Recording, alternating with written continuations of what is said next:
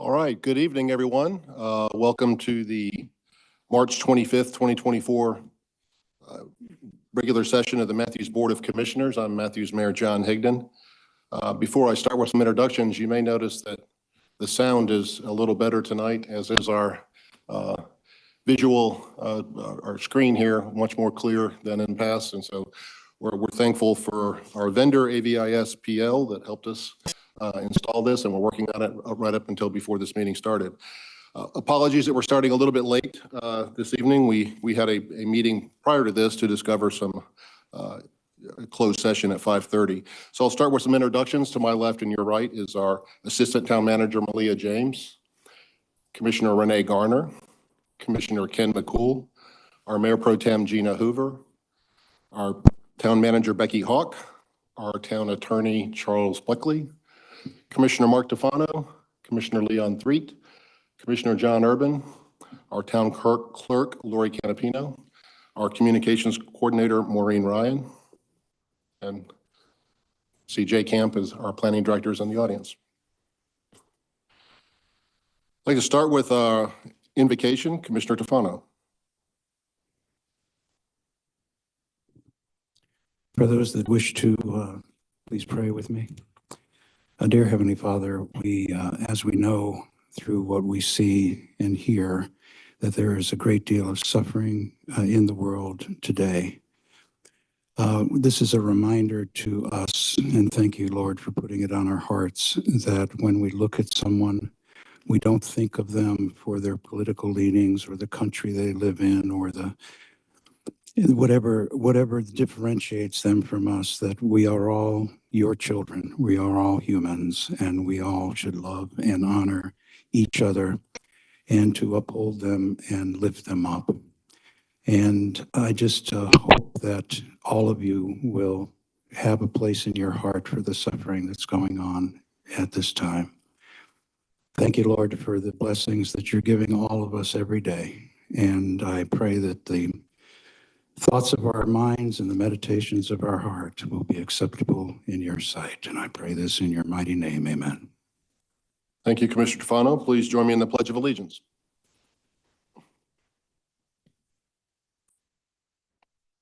I pledge allegiance to the flag of the United States of America and to the republic for which it stands, one nation, under God, indivisible, with liberty and justice for all.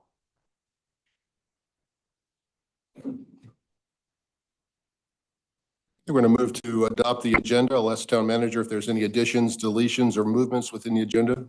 One addition, Mr. Mayor, just looking to continue with an additional closed session for acquisition of real property at the end of the meeting tonight. I believe that would make it item 14. I move that we approve the agenda as amended. Second. Motion by Commissioner McCool, second by Commissioner Urban. All in favor? Any opposed? That passes unanimously. Thank you. Move on to public comment. Lori, I don't believe we had anybody sign up tonight for public comment, correct? Okay. I'm sorry, Ms. Robinson? Yes, sure. Go ahead.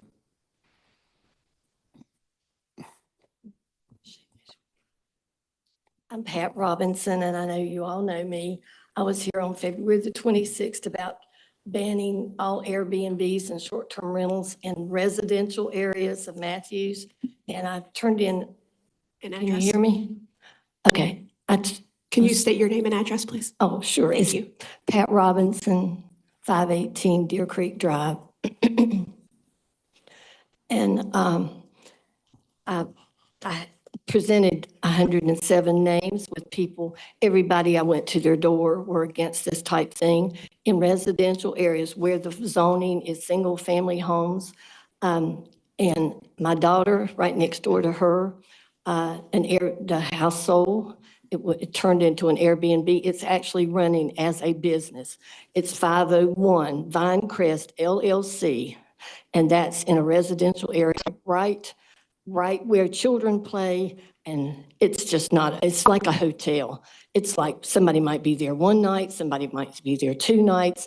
I mean, they never know who's going to be next. I mean, it's just not good. And so we've got up more petitions. and more people are against it. I actually talked to my lawyer, and he said the ordinance in Matthews, all they have to do in the ordinance is just put a text that no Airbnbs or short-term rentals are allowed in single-family zoning homes. I actually did a closing on some property today. I talked to another lawyer. He said that's all you have to do is insert that little text saying that no Airbnbs or short-term rentals are allowed in single families. These are people's homes. They work all day, and when they come home at night, they want to enjoy like going in the backyard without somebody standing there staring at them, like letting children go out and play. It's just not, this is single-family home residence. It's just not a place for Airbnbs and short-term rentals. So what we're doing is we're presenting another petition, and I can get more because everybody I went to said this is not what we want. And I don't know if you heard this weekend, it's been all over the news. Over at South Charlotte, a guy bought the house and he turned it into an Airbnb. And guess what? He has 8 bedrooms. He's renting out for $23 a night. Those people are fighting it like you would not believe, and I don't blame them because you know what? This is going to bring bad people into the neighborhood. And the kids, this man that owned the house, he said he would never have sold it. He lives in the neighborhood. If he had known anybody was going to. So the way my lawyer says you can solve the whole problem is just put a little text in the ordinance saying that no Airbnbs or short-term rentals are allowed with single-family zoning. That's all you have to do. So I'm asking you, please, and I pray that you will consider this because it's not good. And I've lived here since 1972. My daughter was born in Matthews. She's lived here all of her life. She lives like 10 houses below me. And she loves the neighborhood. I love the neighborhood. I love Matthews. And I'm just asking you to please just put that in the ordinance, and that way there won't be any problems with anything. So thank you so much for listening. And if you'll just thank you so much. Thank you, Mrs. Robinson. Would anybody else in the audience tonight care to make a public comment?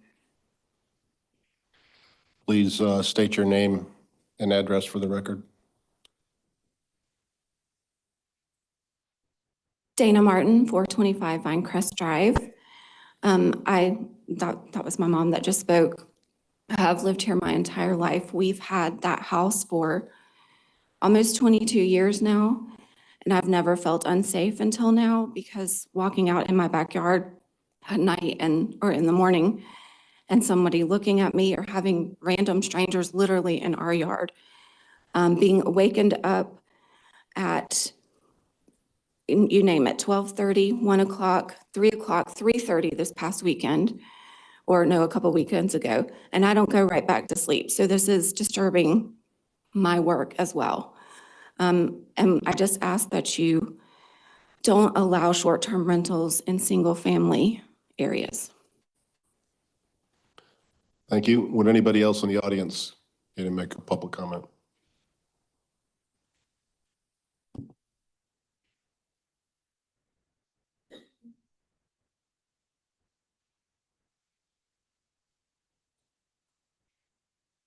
My name is Joe Martin, 425 Pinecrest. Dana is my wife. First of all, thank you all for being here tonight and doing what you do for the town of Matthews. First off, I want to comment on the Zoom bombing that we had.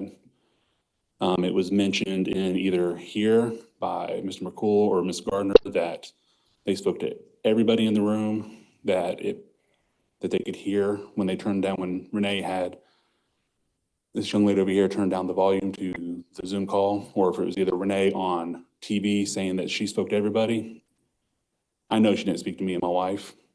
I actually spoke to another council member and told him that I had ringing in my ears and I couldn't hear the guy speak anymore. Now, I was totally against what went on with the Zoom call, not for any of that, but my First Amendment, being able to hear the free speech, was taken that night. And I'm very upset when you're sworn in to uphold the United States Constitution.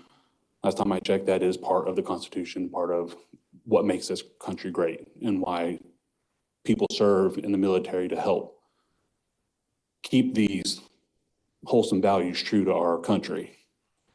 Very upset with how that took place and how they represented everybody in this room when they did not, and they didn't speak to everybody. Secondly, let's go back to the Airbnbs.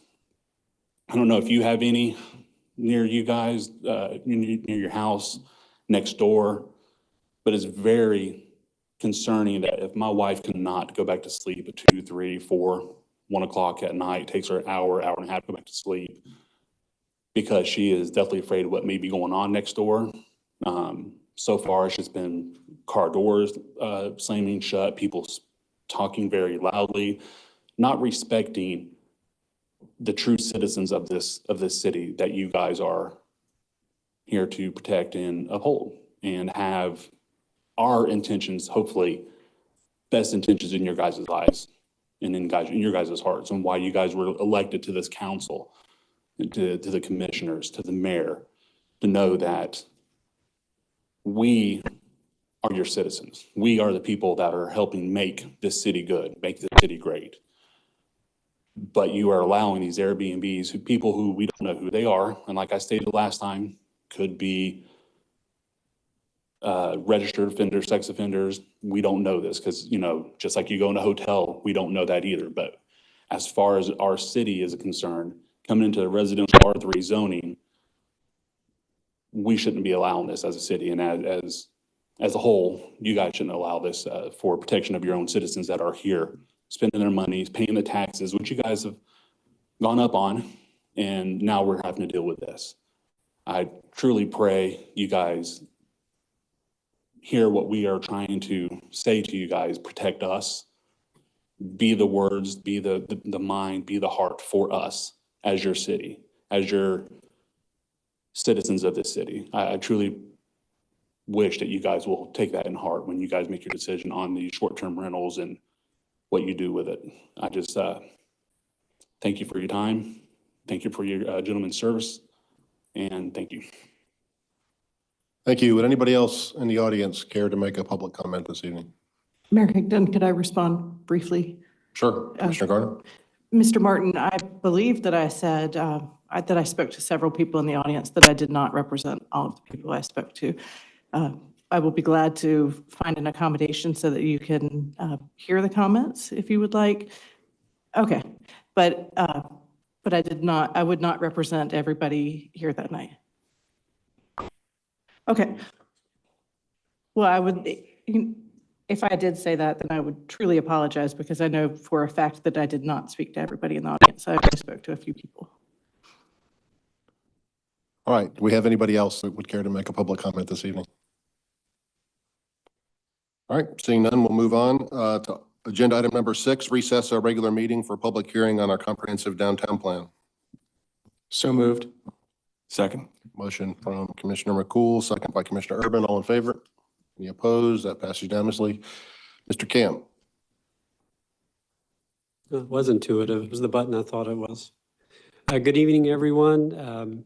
Welcome to our second public hearing for the town's new comprehensive land use plan, the Envision Matthews Plan. He's not here tonight, but I do want to thank our lead planning consultant, Matt Nooncaster. I thought he did an excellent job giving you all an overview. He had a 70-slide presentation last month. I'm glad to go over it again, but I think we have it linked if you want to look back, but I will give you the shorter version this evening. But and I also know that in the comments we were just hearing about, everyone may have been a little bit distracted, so that information is posted online if you want to go back and reference it. For our conversation this evening, and Maureen, do you mind scrolling just to the second page? I know I promised there wouldn't be a slideshow, but I wanted to hit just one really important point here is we have this Venn diagram that looks at how we put together the plan, and we are taking data and analysis. We're looking at community input, which is the very top, and as professional planners, we're considering best practices, and hopefully you arrive at a central point where that's your draft document. This evening, I really only have a few items I want to focus on. Mayor, we're still working on a better case study. I know that's an overall relatively minor thing in the document, but we want to find something that better represents downtown Matthews. Two, I heard at least a few comments on building height, and I wanted to address that because I think there were some recommendations, and I'm looking at you, Commissioner Urban. You had some comments about the overall aesthetic of the town as we look at our community character, how we want to grow up. We are part of a metro area that's one of the fastest growing in the country. And when you look around the country, communities like Matthews, you come to inflection points where land availability is scarce. And sometimes the instinct is to build up. And sometimes the building up happens rather rapidly, and we're okay with 3- and 4-story buildings. And before you know it, it's 7 and 8 and 10 stories. In our intensity charts, we do have up to 6-story buildings shown in certain districts in Matthews. Those would be pretty rare.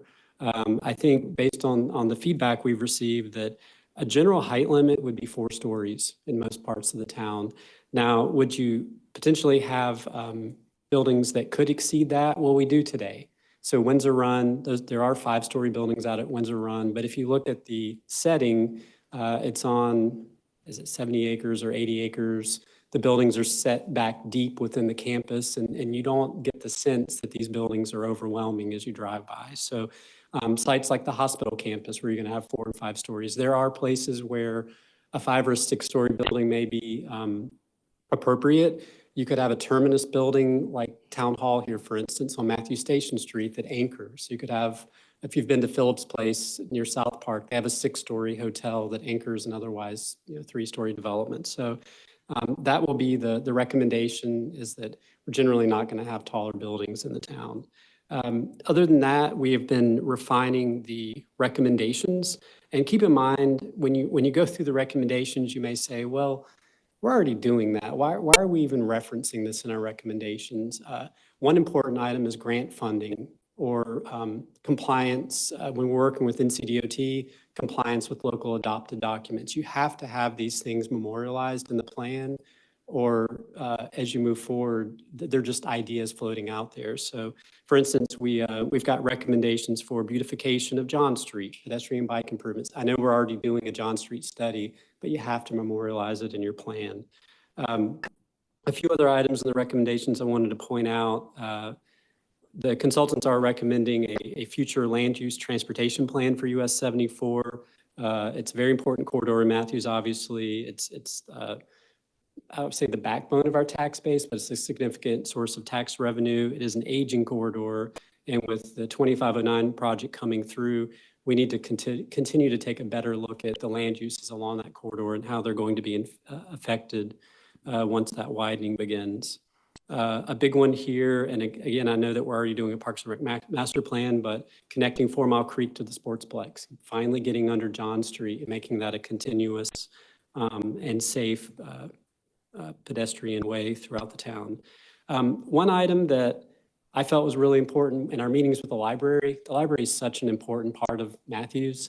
We heard that they're out of space downstairs. So the recommendation is to do to conduct a needs assessment, to work with the library to look at their needs, say, over the next decade and what their growth plans are going to be going forward. Creating a downtown advocacy framework.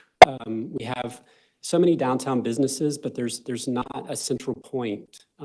We don't have a business improvement district or a downtown organization that really looks out for the businesses. So working with the chamber to make sure our downtown businesses are being well represented in Matthews. And finally, a really significant focus on parks and open space. When we have mixed use developments requiring central gathering spaces, so several of the new developments we've had in town have created green space as a focal point in the development. We want to continue that theme going forward.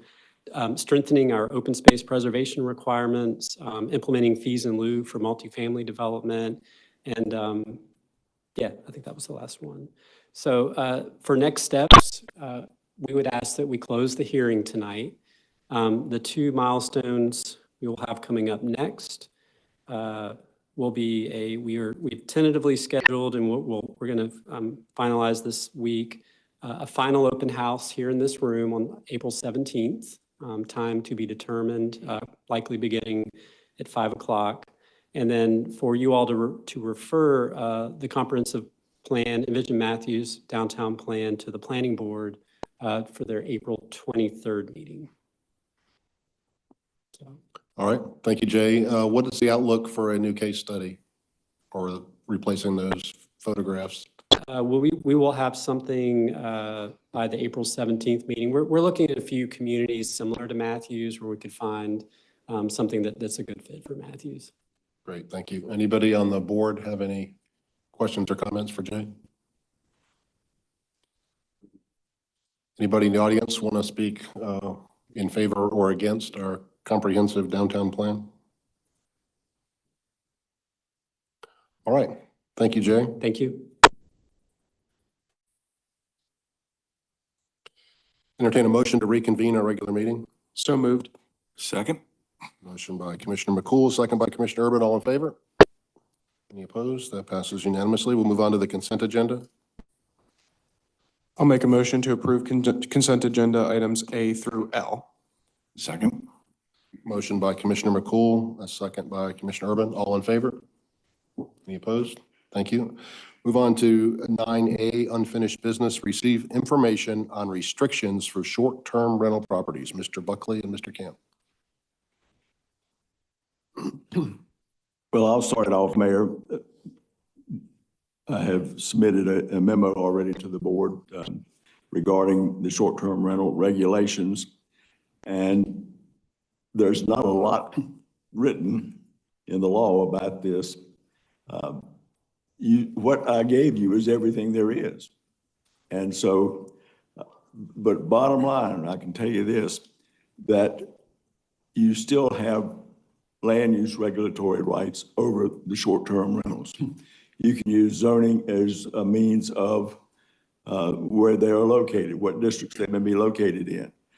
You can use zoning to set performance standards or parking or those other types of regulations that are normal to a zoning regulation. What you cannot do is have a permit or registration. And you say, well, what is that big deal? What that is that's a way of saying that you cannot make them a bed and breakfast, nor can you make them a hotel or a motel. That's where normally you have registrations and permits. So you cannot make them that kind of land use, but once you've established that that is a land use and it's a residential land use, then you can regulate them. What got Wilmington into trouble was not only do they have permit and registration requirements, there is a state statute that says that no city may use permits or registrations. That's been further reincorporated into the new 160D, but originally was in the building code. But what got them into trouble was that they had all manners of registration requirements, insurance requirements, anything that you would normally see that you would have with a hotel regulation or a bed and breakfast regulation. But you can, as I say, regulate them.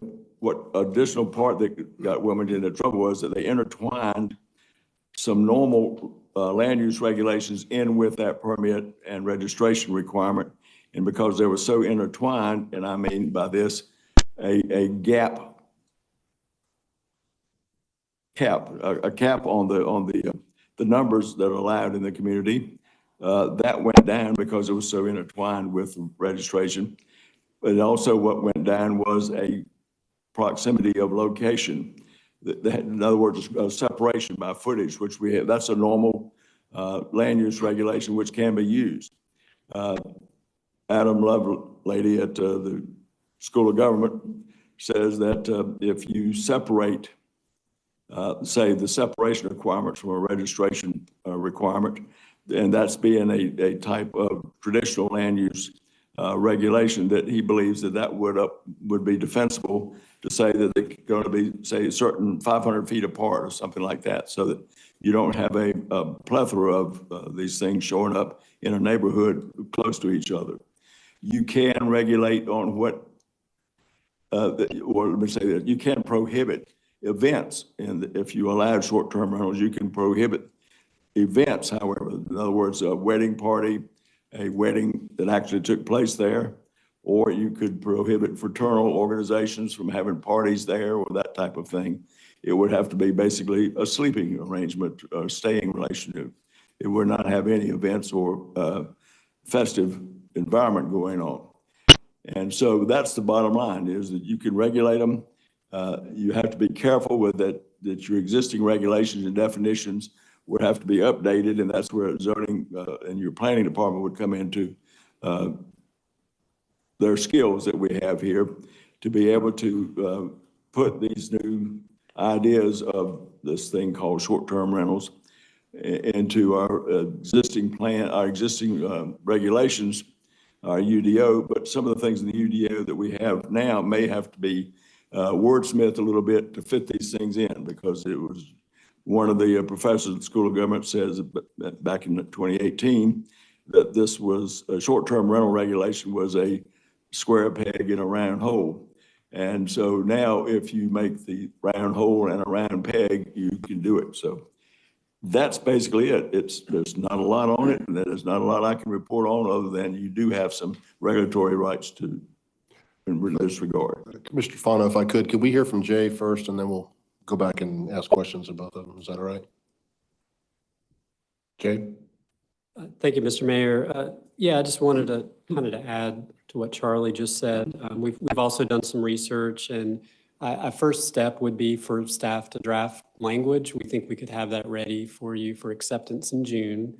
And some of the basic items we would do would be to create a definition of short-term rental, add it to our table of uses. Now, Charlie, correct me if I'm wrong, an outright ban on a use is not allowed. You have to acknowledge a use and have a place for it somewhere.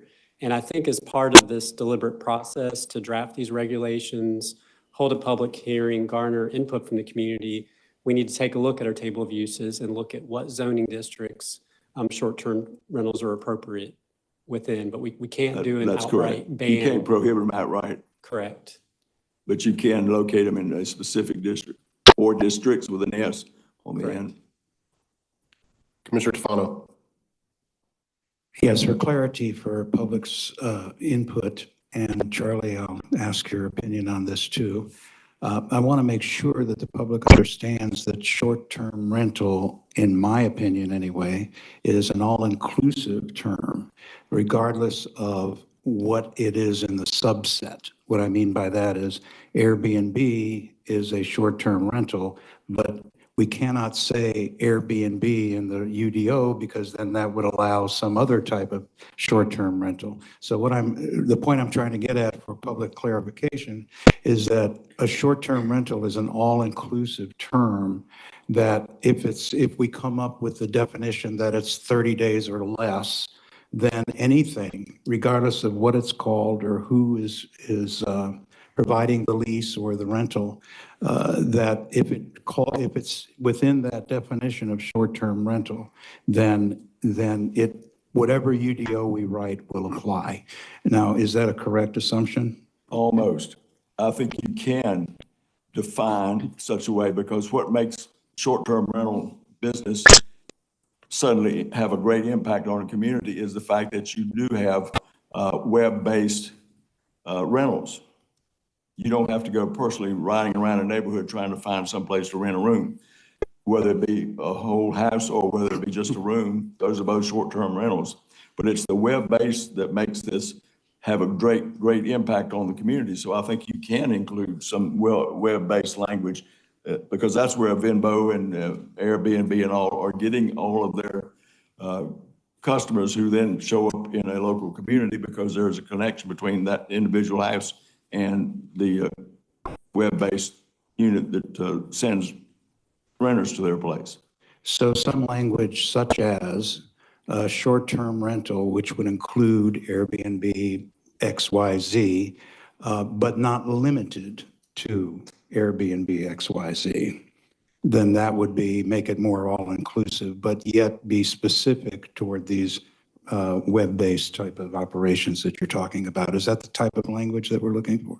I would think so, but that's going to be the wordsmithing that we're going to have to be clever with, yes.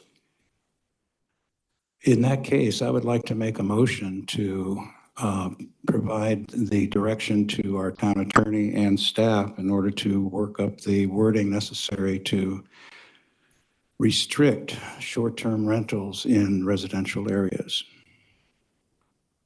Do you mean prohibit them in traditional residential areas? Prohibit them in traditional Would residential. that include areas. RI districts as well? Well, this is something that we'll have to have a report back from staff once the I think wording that's is. really the first thing before you start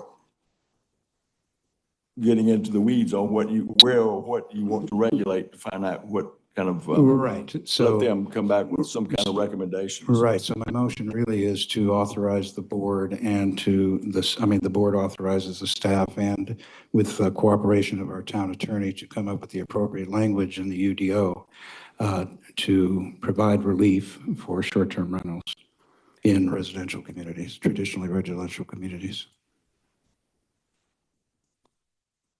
I'll second. Okay, we have a motion by Commissioner Tofano, a second by Mayor Pro Tem Hoover. I think there are several more questions and comments that we need to go before we call for the vote. Commissioner Gardner?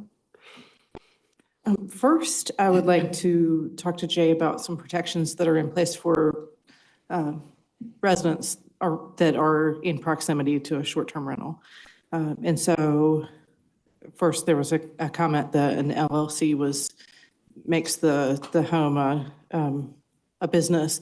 But I do think, and maybe this is something that Attorney Buckley could address, LLCs are fairly typical for any type of rental. So if somebody is renting from a single-family home, they're probably being kept in some sort of limited liability corporation. Is that accurate? Or Well, potentially? I think I can answer that LLCs are generally the foundation for businesses that are involved with rentals because there are certain tax advantages that LLCs have that corporations and subchapter S corporations don't have. So that's why that's the business format used by most rental companies. So it doesn't necessarily mean a long-term rental, somebody who's renting for a year or more. Oh, the short term is 30 days or less. Right, but somebody who is operating an LLC at a single-family home address is not necessarily operating a business. I mean, is that what, if we're defining residential zones as not operating a business within that residential zone, LLC is not the term that predicts whether it's a business or a residence. Well, I think what you have to do then would be to determine whether you're going to be regulating to the extent of prohibition the short-term rental that is whole house or the short-term rental that is a single room. Two different things. So, I mean, you're really going to have to let the planning department work with this a little bit, come back with some recommendations, I think, before you can start getting into the weeds on what you want to do as a public body here to set the policy for the town of Matthews on what it is that you want to rent. I mean, what you want to adopt regulations for that you think fits Matthews. That's where you come in. Okay. So for Jay, as we were talking about Rainbow Express, we talked about the more than 4 unrelated inhabitants changes the definition of a home. Right. Would that be true for an Airbnb if the purpose of our discussion as a board is to dissuade people from using Airbnbs as party houses? If there are regulations around 4 inhabitants unrelated, does that also include short-term rentals? Yeah, so a few of the typical items, and this was in my memo, that you may want to consider are like waste management, parking requirements. I think we have parking requirements in our bed and breakfast ordinance today that have been there for decades. Limits on large events. Some of the communities, one of the lake towns recently was considering ordinances that had a limit on how many people per bedroom in the unit. So very specific in how those are set up. I mean, Airbnb got its start with people just renting out an extra room in their house, but I don't know that we would make a distinction or not, whether it's a whole house or on a per room basis. That's to be determined. I mean, I think so far the discussion has been all short-term rentals. Okay. Regardless of one room, an ADU, or a whole house. So I'm trying to sort of understand what makes people feel comfortable having an Airbnb, short-term rental, what can they count on? So if we already have restrictions in place saying, that this shouldn't be attracting parties, bridal parties or whatever, Right. then, we've already got that covered. And so what else do we need to discuss? There have been a lot of different methodologies communities around the country have looked at, one of which, and I don't know if we have the statutory authority to do this, limiting one-night rentals. A lot of communities found that the single-night rentals were very problematic. I don't know if we have that ability. I haven't looked into it, but that's been successful in other states, but I don't know if a community in North Carolina has taken that tact with dictating a minimum length of the rental. So we have a lot of research to do. If I am hearing from you all that there's a specific request to limit them completely in our traditional residential districts, I think that could be problematic because most of our homes are located in residential districts. And I don't want it to be a de facto prohibition period in the town. So we have some research to bring back to you, and we can definitely give you options. But today this is just to ask for us to begin the groundwork. I guess, well, I'll finish my statements and then give up the mic. But I did receive a lot of, maybe 10 or so emails supporting maintaining Airbnbs in Matthews, including somebody who lives in Deer Creek and appreciates having the Airbnb nearby, who said that they would take 2 Airbnbs over the 2 long-term rentals that they have, just because of the nature of the involved, I guess, landlord. And so I would hate to restrict or eliminate this possibility as somebody who enjoys short-term rentals going to other towns. I would hate to outright ban them, but I would like to find a way to make people feel safe living around them. Absolutely. I'll get you in a second, Commissioner Tofano. Jay, is a bed and breakfast in the same classification as an Airbnb? And can you please explain the difference if they're not?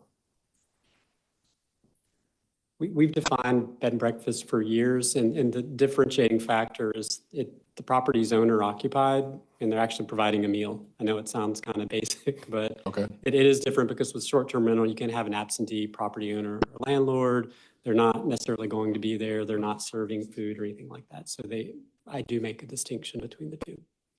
Yeah, so I just want to make a comment. I certainly understand the frustration some of our residents may have with having an Airbnb next door or in very close proximity. But in my speaking with in the Metro Mayors Coalition and talked to a lot of other mayors across the state, they have expressed their frustration that every time they try to regulate these things, they get their hands slapped by Raleigh, or they're getting sued by a landowner because they're restricting a use or something. So I want to do what we can, but I want to make sure that we're absolutely on strong legal ground, because there's no need for us to go down a path and then just have our hands slapped and then turn it right back around to the way it was. And I've heard a lot of horror stories, particularly in Charlotte, and Asheville has a lot of issues with Airbnbs. When they have a lot of some neighborhoods have 30% of their homes are Airbnbs. It gets really crazy. Commissioner Tofano. Yes, this is a question for our town manager. Do you feel that the April 22nd meeting would be adequate time for us to come back with recommendations to the board? I would defer to Mr. Camp on that more than me. So 2 routes you could go. If you want us to create a list of some potential recommendations unofficially and bring those back, we can do that. But we still would need to amend the Unified Development Ordinance, public hearing, notices, and go through the full process. So if you want that intermediate step where we bring back a list of some potential regulations for you all to chew on for a moment and give us some feedback, we could bring that back in a few weeks if that's the will of the board. So the April 22nd for your initial draft would be adequate time, you believe? Not an initial draft, just some subject matter, I see. like some points for discussion. Very well. Well, if we can at least put that on the agenda for April 22nd. And with your initial discussion that you want to have. I just want to, the reason I'm saying this, I want the ball to keep rolling. We do have a motion on the floor. We haven't voted on yet. I think you're asking for a game plan, like what we're considering. And I think that actually could be helpful if we're beginning to draft these requirements and regulations to make sure we're on the right path. Yeah, I just wanted to clarify the return date on that, that's all. Thank you. Commissioner Threet? Also, Jay, if I could ask, when you bring this report back, give us some real insight on how many residents are we talking about? I mean, you know, to make a major change in policy, we're talking what percentage, what number, how many? If there's a way we could find that out, I think it would help me. Yeah, they're hard because they don't give a specific, if you've been on a Vrbo or Airbnb website, they don't give a specific address. So you just have to kind of zoom into the map. And right now there's several dozen operating in the town, but we don't have an exact number. Several dozen. Wow, I'm surprised there's that many. Commissioner Urban? So like Commissioner Gardner, I've gotten quite a few emails like, don't take this opportunity away from me. And I've done some research on this. As a matter of fact, Jay and I spoke with a representative, was it Airbnb or VRBO? Their local government policy. Yeah, they actually have people that are engaged on this thing and are here to help and educate. And they said that we don't allow parties, we don't allow this, whatever. And I think the interesting thing is that I think that the neighbors on either side don't know that they have the ability to call this number and they have a local regional representation go out and they're like, no partying, you can't do that. And they monitor this thing. I mean, the big companies really take this seriously. And he said, we got a lot of guidelines. He sent some information, et cetera, et cetera. So it was heartening to know that they have this in place, but how many people know that when you're next to a VRBO, you have rights from that aspect of it. And then I followed up with a lengthy article to Jay, and it had about, 25 cities throughout the country. And unlike what Charlie was talking about, they have registration.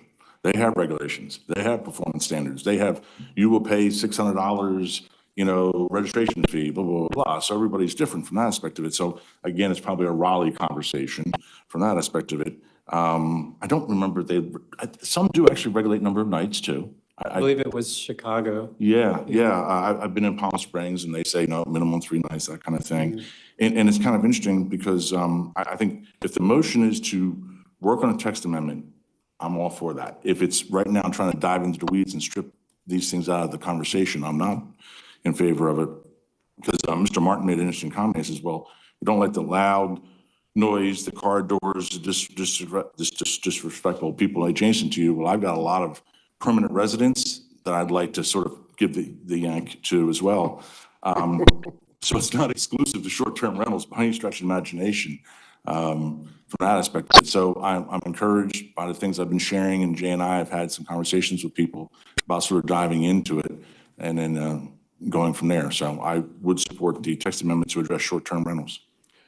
Commissioner Urban, the discussion you had was with an industry rep from Airbnb. So I don't know. I mean, could you open up J LLC and rent out part of your house and not use Airbnb and set up your own website and not be affiliated with a national chain?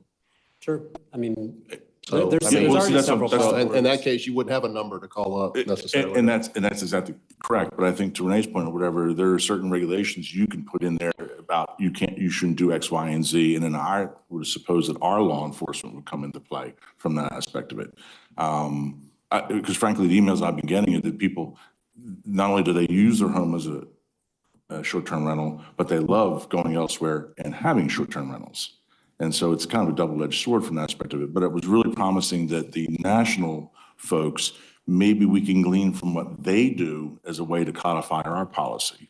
Because he was very adamant about it. He says, we don't allow X and Y and Z and A and B and C. And if they do it, they're in violation of our contract.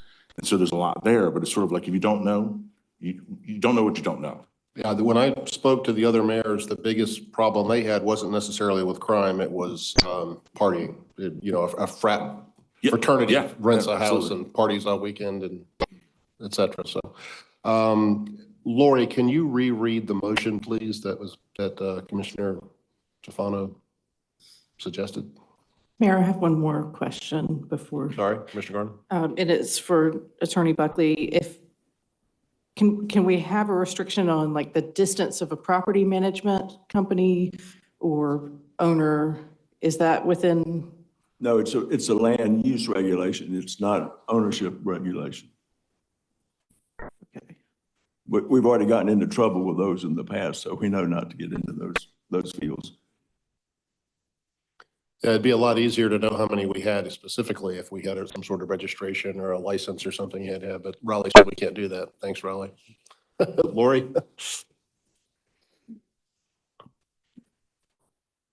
So it ended up being authorized staff and town attorney to draft language in the UDO to provide relief from short-term rentals in residential neighborhoods. Okay, we had a motion by Commissioner Tofano, a second by the Mayor Pro Tem. Any further discussion? All in favor? I'm sorry, Commissioner. I want clarification on that because I'm not sure I quite understood that. It seemed like some funky wordsmithing. Yeah. Okay. I mean, is it just for staff to look at options in the text amendment to address short-term rentals, or is it like right out of the box, we're trying to prohibit something? I mean, I thought the word prohibit was in there. So it was discussed a couple times. This is what the final motion was. It changed, words had changed throughout the discussion. Okay. So what was the current verbiage? Say it again. I'm sorry. What was the final?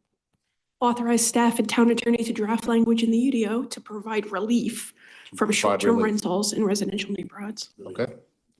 Okay, relief sounds. All right, we have a motion and a second. Any further discussion? All in favor? Any opposed? Commissioner Gardner? I'm opposed because I still don't think relief makes any sense. As a word, it could mean I relieve you of your duties, or it means I provide some accommodation to make you more comfortable. And I want the motion to be more specific. Do you have some suggested other wording? Well, I mean, it's up to Commissioner Tofano. I don't understand his intent. Thank you for the opportunity to clarify. The word address doesn't really state a end goal purpose. And so what I was trying to do was to state an end goal purpose to their study and their drafting of UDO requirements. And what is your end goal purpose that we are giving them direction to do?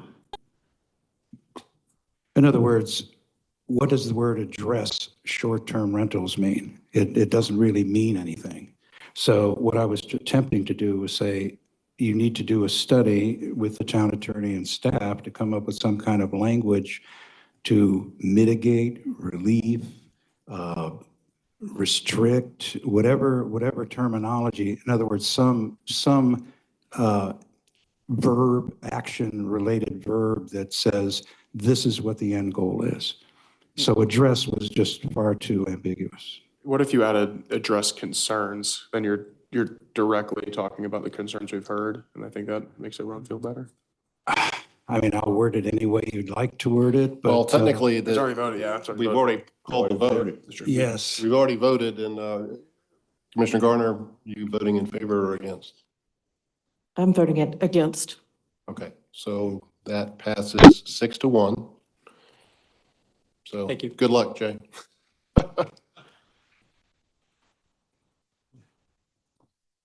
All right, we'll move on to the next item. Consider planning conference to-do list. Ms. Hawk. Thank you, Mr. Mayor, members of the board. What we brought forward for you tonight is a reflection of the board's conversation at your planning conference that was held at the end of February. So the board covered a wide variety of topics, and if you can scroll down, Maureen. Maybe.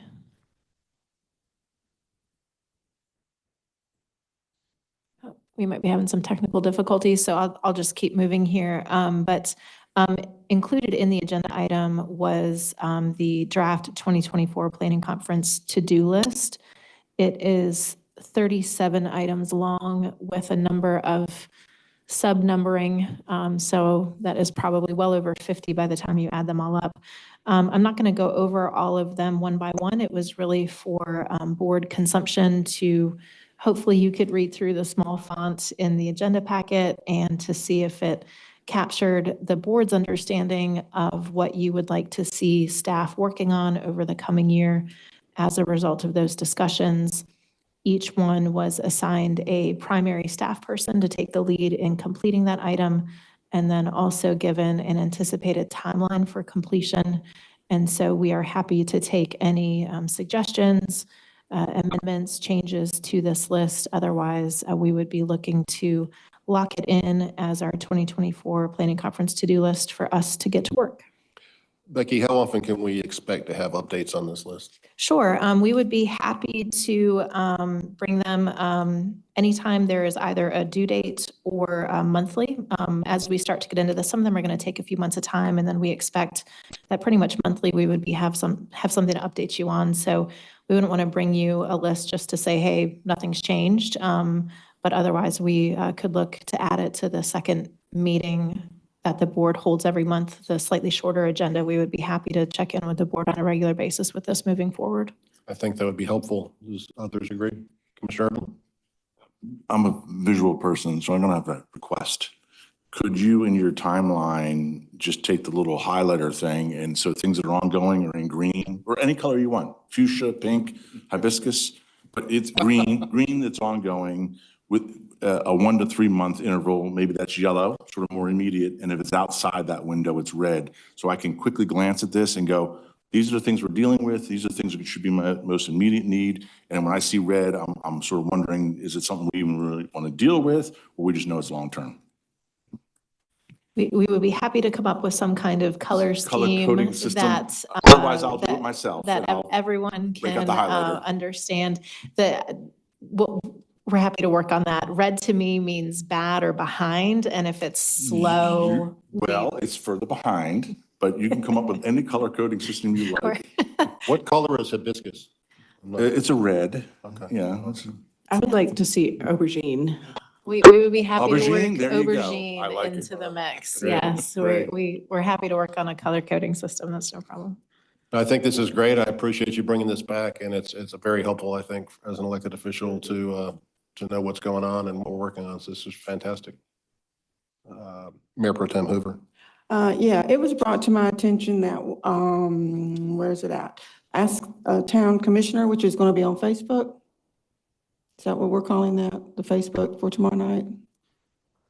Maureen, what's it? Let's chat. I think it's Whatever we're a going to community call. conversation. I know yes. we discussed it, and I'm glad we're doing that. But I would just ask that, I know when we move forward with this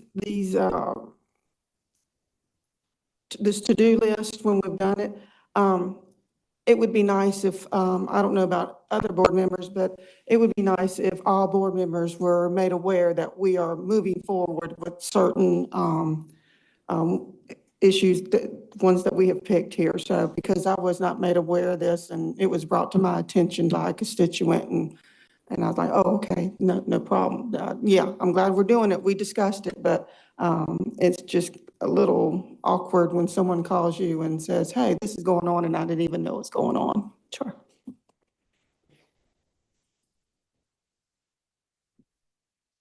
So we would be looking for board adoption if the board is ready to do that.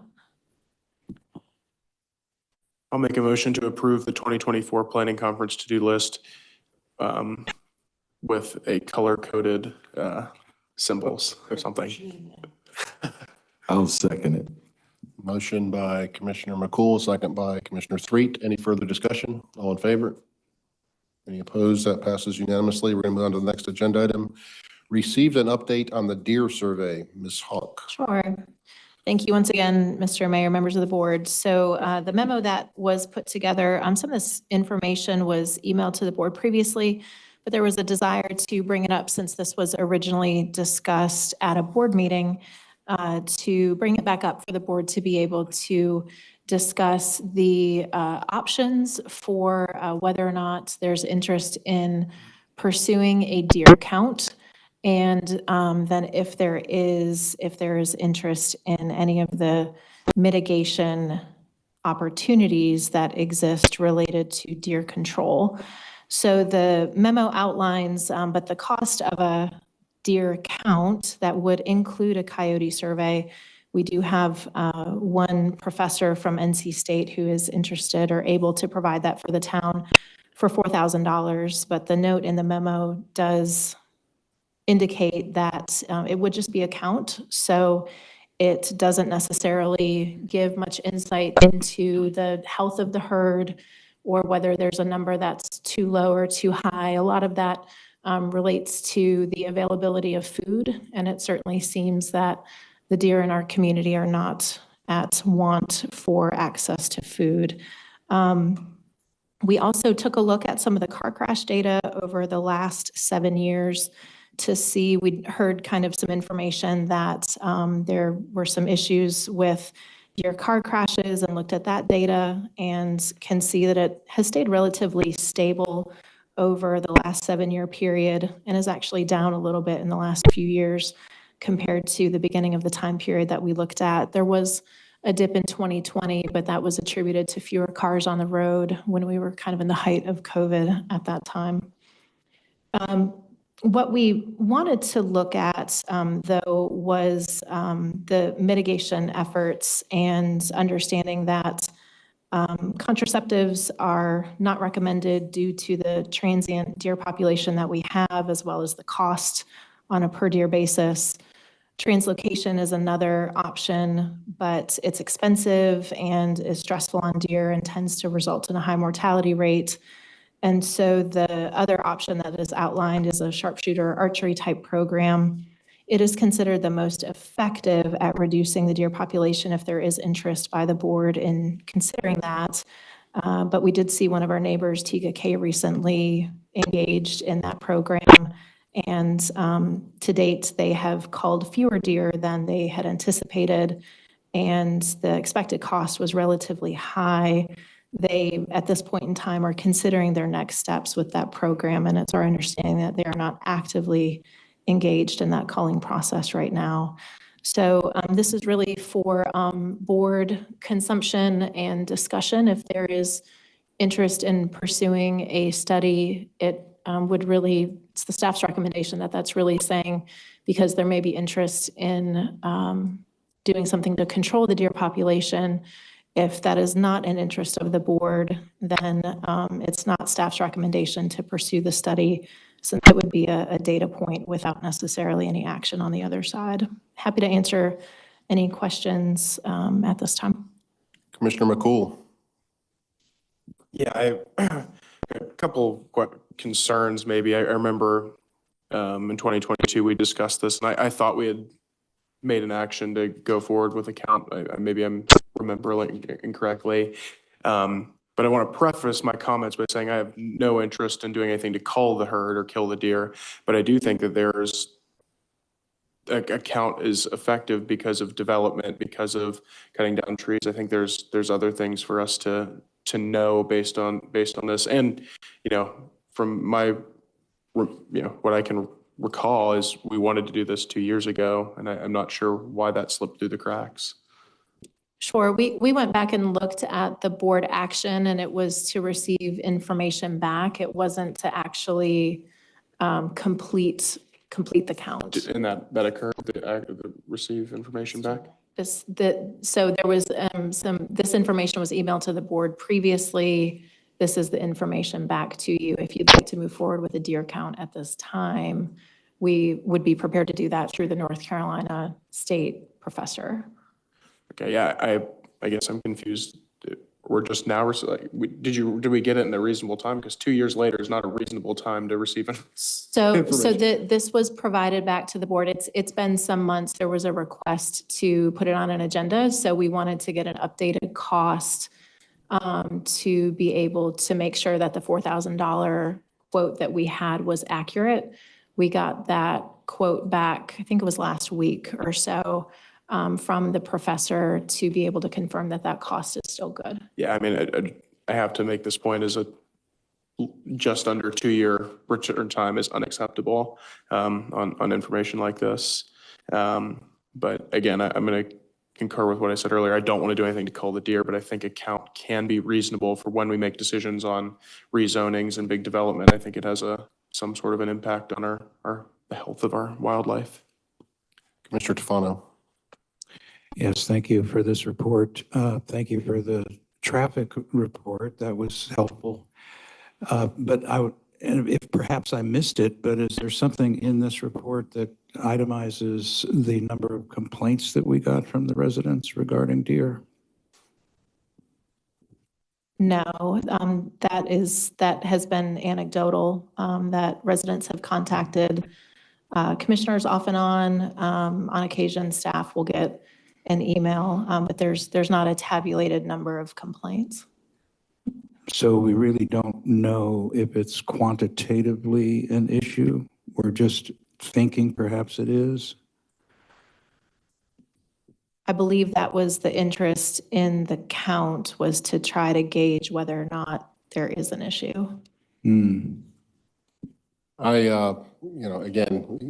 anecdotally, I get on a regular basis complaints about deer and an occasional comment to how much people love the deer and how they love to see them in their environment. So both sides of the coin. I know in my own property in the Ashley Creek neighborhood, I shared in our agenda review meeting that I used to see 14 or 15 deer every day go through my yard. My office overlooks my backyard, and I live along a creek. And over the last 6 to 8 weeks, that has dwindled to maybe 1 or 2 deer per week. So I don't know what's going on. There have been a few coyotes spotted in my neighborhood. I don't know if that has anything to do with it, but I also think it has something to do with loss of habitat, because we've cut so many trees down along John Street and the 485 interchanges, et cetera. Commissioner Urban. So to give a little history to this, Commissioner Tufano asked if there's anybody been asking about this or they quantified it. It was more quantifiable 6, 8, 10, 12 years ago when we were doing individual permits for discharge of arms, specifically bow hunting. And so we had half the audience was for and half the audience was against. And we got a lot of those emails that, they're jumping the fence, they're eating up my gardens, the whole 9 yards. It was more forefront to people's minds. And now that we do not have that discharge of firearms, it seems to have relegated itself to more anecdotal conversations where people are complaining about it from that aspect of it. So I have a question and a comment in there. Becky, is there a way, and it's probably a stretch, but a way to identify the location of those incidences? Is there a pattern in which it's always at so-and-so and so-and-so is the highest preponderance of accidents? And 10 years ago, we probably could have been looking at something like this because of our population concerns and development, but now that's off the table. I'm not sure there's anything we can do, and we've always stressed this, and we haven't done it, is education. It's just, frankly, they're great, they're pretty little animals, please don't feed them. You're upsetting the eco balance in a variety of ways, et cetera, et cetera. Maybe there's something we can do there. And also education from the standpoint of just drivers being aware that between sunrise and sunset, of course, I hit one in the middle of the day with my wife's car. I'm not going to live that one down. But, some things that we could do to sort of just educate the public on both sides of the coin from that aspect of it and go from that standpoint. Because the reality is, whereas 30 or 40 accidents, it's $5,000, $10,000, $15,000 worth of damage. And so the insurance market is getting dinged with $250,000, $300,000, $400,000 of damage a year due to vehicular accidents with deer, just alone in Matthews. So I'm not sure I wouldn't be calling, I wouldn't be, contraceptives, I wouldn't be shooting or anything like that nature.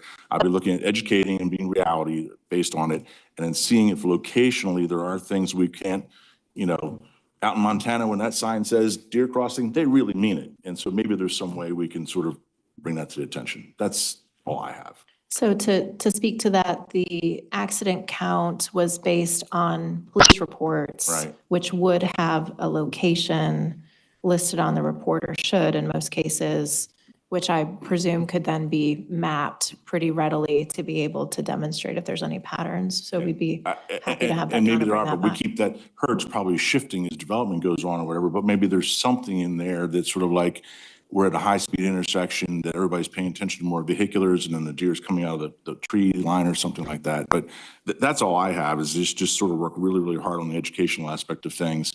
You know, and maybe there's some areas that maybe you got to do a little bit more clearing to get better sight lines going. It may just be brush and a conversation with an owner just to help. Commissioner Threet. You know, one thing that it's important for me to note is that the percentage of deer interactions with vehicles was only 2% of the accidents that were reported. And when I see 2%, I don't see a real systemic problem warranting 94,000 if this particular project was still in motion for us or pursuing something. But I think it's important to note that do we really have a problem when you're talking about 2% of the vehicles and accidents are related to a deer? Commissioner Tufano.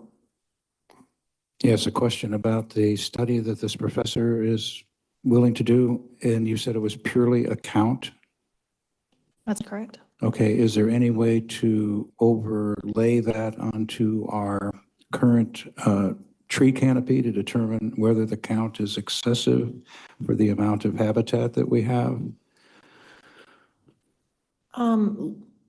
Lori, I know you had more interactions with the professor. Do you have any insight into how the count would actually be conducted or where it would be conducted? So my understanding is that he would survey the area, pick out several spots, and do essentially a spotlight survey, which would be watching an area, counting for a specific length of time, and then extrapolating that to the wider area of Matthews. That's essentially how all of these surveys are done from my discussions.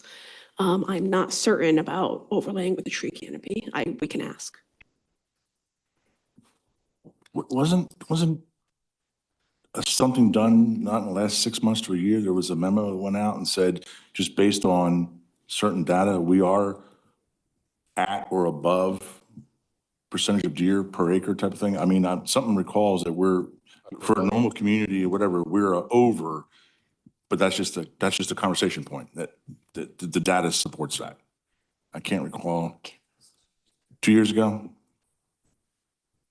Commissioner Garner. So I'm the one who has been asking to get back to this motion or consensus decision we made 2 years ago. I have a handful of people who consistently have been asking for 2 years updates on this deer count.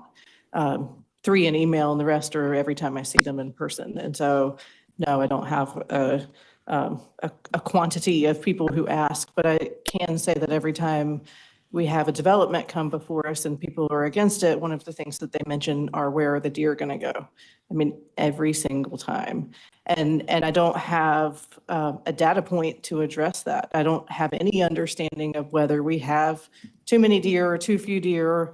And if there is an unnecessary stress on habitat, I would like to think, yes, there probably is with the destruction of trees.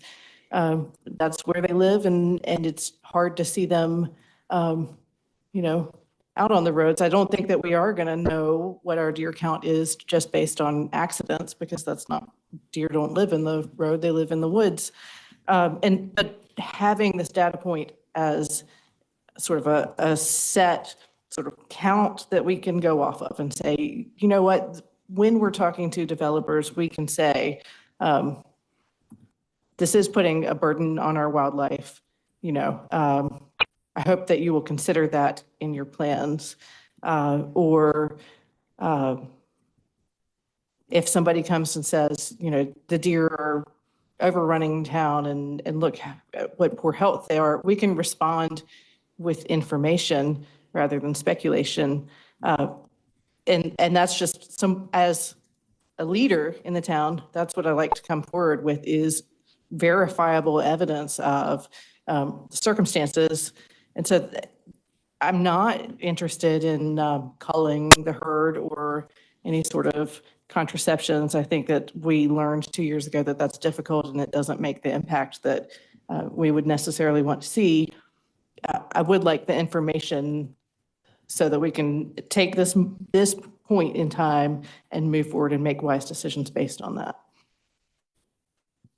Thank you, Commissioner Garner. I think many of you know my daughter is a wildlife biologist, and she studied deer in particular for several years. And I think the education piece is very important. Particularly, she always found it humorous that folks like to feed deer corn because it literally goes right through them and provides almost zero nutritional benefit. So when people are buying corn to feed deer, it's really not helping them much. And to your point, it actually makes them less successful in the wild if people are feeding them every day. I'm aware of a couple people who remain nameless that feed deer in their yards. You know, they'll come up and eat out of their hands and things. They're almost like pets. So it's certainly not healthy for the deer. I also recognized years ago when we did have the bow hunting here that was pitifully inadequate in culling the herd. You know, we were harvesting 6 deer a year or something like that. I don't think bow hunting is a real good idea or discharging a firearm, right? Those are the right words. In a suburban area is real smart anyway. But, you know, I initially, since I'm in agreement that I don't think that mitigation other than culling with a firearm is going to be successful. And I'm not in favor of that. And I really wasn't, for that reason, since there's no mitigation end, I initially wasn't in favor of this study, but it's only $4,000. It'll also give us another really interesting data point, and that is our coyote population, which I get a lot of questions about, and I've seen them. I shared with some of you that a coyote gave birth under my neighbor's back porch a couple years ago. So there's a lot of coyotes here. It'd be neat to know how many there are. They are of particular concern to pet owners because we've had pets killed by coyotes. So it'd be neat to know how many of them are here, what that population looks like. Since we're only talking about $4,000, I would support Commissioner Garner's request that we go through with the study, but I certainly don't want to get into a TKK type situation where we're, you know, paying hunters to come here and cull the herd, et cetera, at least not at this point.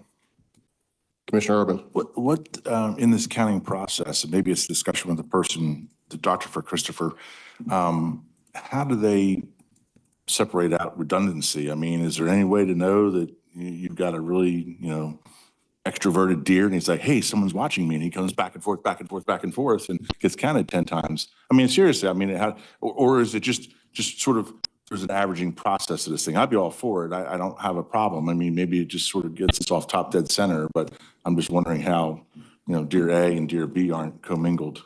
The deer that passed through my yard, just from. You named them. Yeah, I know, but they walked in a line. There would be 12 deer walking in a line. It wasn't like deer hide behind a tree and then coming back out. You know, they were. And maybe there was these a people, herd of deer that walked and maybe together. these people count them, recognize certain patterns and details of the animal itself, and sit there and say, oh, well, you know, the one with the white ear tips, I've seen that one 3 times. So I don't know, but if it would help the conversation move forward, I'd be more than happy to donate my technology allowance to move this ball forward if someone's really sort of frightful about expending survey money. We have existing dollars. Oh, we do have it. That we wouldn't need a budget amendment to do. A deer this. fund. I wouldn't call it that, but we. DEAR. At this late in our annual budget, we have okay. some other funds in other places. Another question about that is, what will we do with the data when we do get it? $4,000 may not sound like much, but what's the purpose of the data if we're not going to really have a response other than being able to just inform the community, we got so many number of deer? What's the purpose of the information when we do get it? What do we do with it? There's a great desire, again, specifically on the coyotes. I've been asked quite a bit lately because people are seeing them with some regularity. So I think that would be an interesting data point to know how many coyotes are here and possibly where they are. Again, we've had pets here killed, cats and dogs killed by coyotes. I think people would like to know that. If we have 10 coyotes in town or 1,000, that would be interesting to know. I don't think we have 1,000, but you know. And again, to Commissioner Garner's point, well, I'll let Commissioner Garner make her point. With regards to development, I think you're going to say, right? So we know. Okay, sorry, go ahead. Well, not to cut you off, Mayor, but think that after we get the count, we could easily reach out to the county. They were part of this conversation 2 years ago. And their natural resources in the Parks Department could come back and give us some information about, explain what it means. But we could each individually use it subjectively as we're making decisions. As far as if wildlife is important to you as you're making decisions, as you hear back from constituents, then that would be the information you could have to at least make some sort of informed decision. We do have quite a few, even down to individual home sites that are certified wildlife habitats. So it is of interest to some of our residents.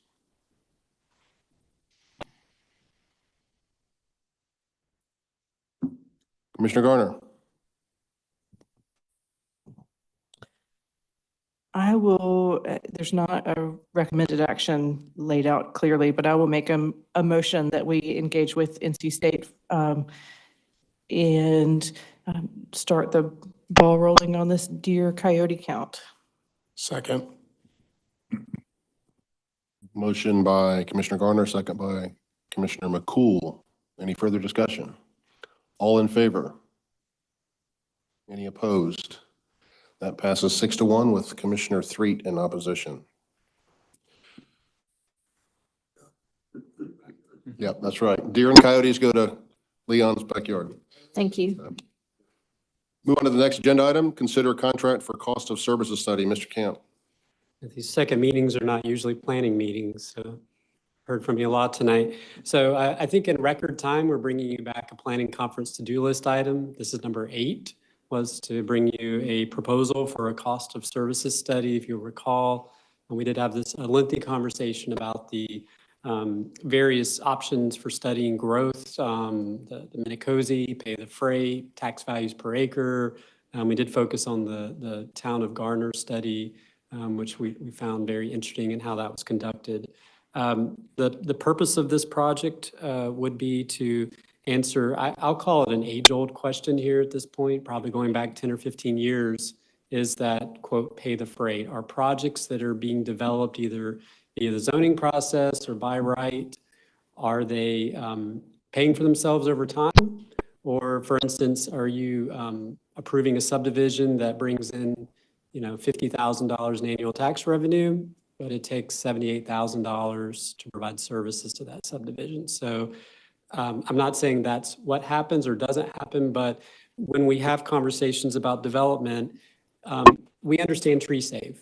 A developer says, I'm preserving 15% of the trees. We can talk about where they're saved.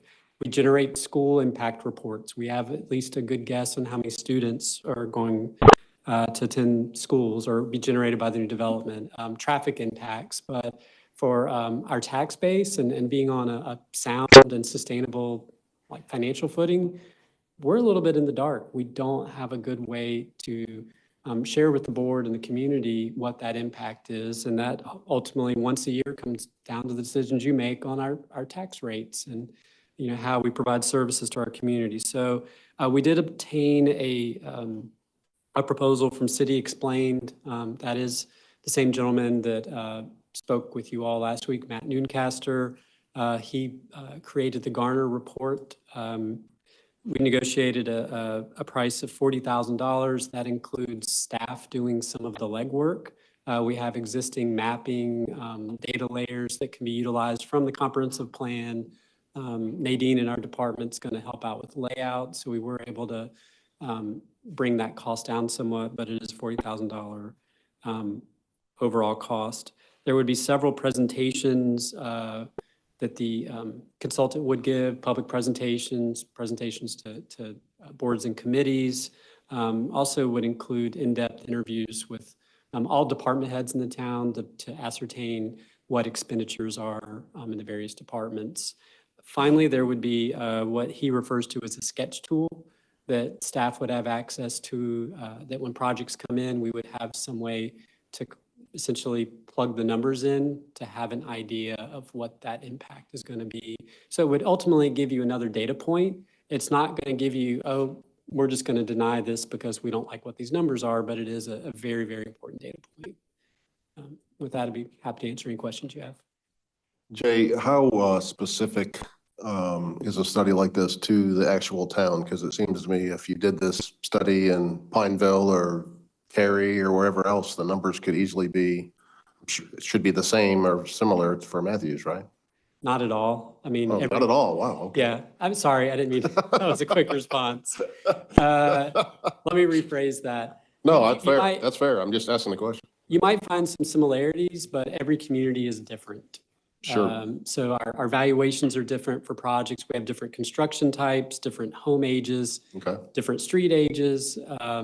So infrastructure changes, valuations change, and then just the structure of how we run the town, like our police staffing, fire staffing. Some communities may be relying heavily on volunteer fire, whereas we're, staffing. So the numbers would be different. You may find some commonalities. Would be a good, just to if I could strike my first response. No, that's fine. But there I could be think some many commonalities. people in the public probably have the same question, I would imagine. Yeah, no, Other- that's a good other question. Comments for Jay? Be prepared. Be careful. Commissioner Tefano. That's right, he bites. So be careful. Yes, is it possible that this information is already siloed? What I mean by that is that the police department knows what their costs have to be for a particular population or for a particular area that they cover. The fire department has already done that calculation. I'm assuming that was part of the Fire Station 3 effort. So I'm thinking that even Public Works has that information as well. So it seems to me that that information is already there. It's just siloed and we haven't put it together in some unified format. Would that be a correct assumption? Yes, the raw data exists because ultimately the consultant will use our comprehensive financial report and then data they obtain from all the departments to put these numbers together and create the analysis. So the data absolutely exists, but none of us on staff working for the town has that expertise. That was the Do next that work. question. I was wondering why someone on staff couldn't do the aggregate of those silos in order to come up with this report. But what you're saying is we don't have the expertise on staff in order to do that. It's a highly specialized area. There's only a few folks in the country that do this type of work. We happen to have someone in our backyard. It's a local. Okay, so just to clarify, in my mind, is that it's not an issue because for this $40,000, they're not going to go out and actually do studies. They're going to take the information we already have in the police department, public works, fire department, et cetera, and determine the cost of services for the town. Yes, it's an expenditure. So they first look at expenditures and they're going to generate all that data from your question about it being siloed. It is data we already have. They will then do a tax-based analysis. So they will look, and that's publicly available data, but they will look at the values of all property types, industrial, retail, commercial, single-family apartment, and assign an average value for all of those various types of uses. And then they will look at how the services that each use needs or is generated by, how that impacts the town's tax base. So for instance, an industrial user, like zero impact on school. Of course, they wouldn't look at schools, but parks and recreation, not generating any impact when you look at industrial. When you look at, obviously residential, high impact on our parks and recreation. I didn't see it. Maybe it's in there, but I just didn't read it. Was there a date in which this report would be completed? We have not, so we left that open-ended. And one reason we did was that we want the data to be as fresh as possible. So we're looking at tax values. Our tax rate did change last year. So we think it would actually be better to wait a few months to commence the work to make sure the data is as up-to-date as possible. In general, in business, when you provide assign a task, you actually have a date which that task has to be completed. I'd like to come up with some approximate time frame that you think it would be reasonable to expect a reply from this report. I would. The discussion that Jay and I had was, do we wait for the closeout of FY '24 to have the most up-to-date expenditure data for the town. And in that case, there would be a few month delay before we started. Or if we were satisfied utilizing FY '23 data, then Mr. Newcastle could get started immediately. We think we wanted to have that discussion with him if there was board interest in moving forward about kind of the pros and cons of each, understanding that the board would want this information back as quickly as possible. So that was the reason for some of the vagueness in the start date was we're getting kind of close to the end of the fiscal year, but the actual closeout of books takes longer than 6:30. So do we wait or do we move forward? I see. And what was the consensus between the staff as far as a recommendation? We haven't settled on one. Okay. So I think the difficulty is the actual closeout. You're really not going to have every single number till about September. That feels like a long time to wait to get started. So we were going to talk to him if there was interest in moving forward could you do something with a 95% complete number in June or July, or is it really better to wait? So we can bring that information back to the board if you'd like it before you take action. Otherwise, that was the only thing that was causing the pause and not having a clearer direction on when it would be delivered back. Yeah, the last question to sort of piggyback on that, is there a time sensitivity to getting this data? In other words, what is it going to be used for, and is that use time sensitive? The intention was to help the board in your rezoning decisions more than anything. And so the longer you don't have it, the more rezoning cases would potentially come before you without this type of data point. Thank you. Mayor Pro Tem Hoover. Well, I didn't know if this would help Commissioner DeFano, but in the contract, there's a project schedule, if that's something you are looking for as well. What page is that? Page 4. If that's something that will help you, if that's what you were asking as well. So that looks like the work itself would take about 5 months once it commences. It's just a matter of when we'd like them to commence. And Jay, wasn't there also possibly another community ahead of us in completion of this? So it would also be availability of his schedule, which may help push us towards just waiting till the end of the FY '24 books to get started. Yeah, he's a sole proprietor, I think. Commissioner Three. Jay, this looks a little like the information that we've talked about as it relates to impact fees. In other words, what's the impact of what's going on? And because we can't charge impact fees for construction, I'm not sure this data is as essential as we might think it is. At least I don't think this data or knowing all of these answers is as helpful as it may appear. Maybe another community may benefit, but I don't see, in my view, the value of this information in my decision-making for Matthews, but that's just where I am. I could comment to that. Jay, wasn't this the project that you said hinted towards a surprise that perhaps apartments were not paying their full freight, whereas single-family residences were?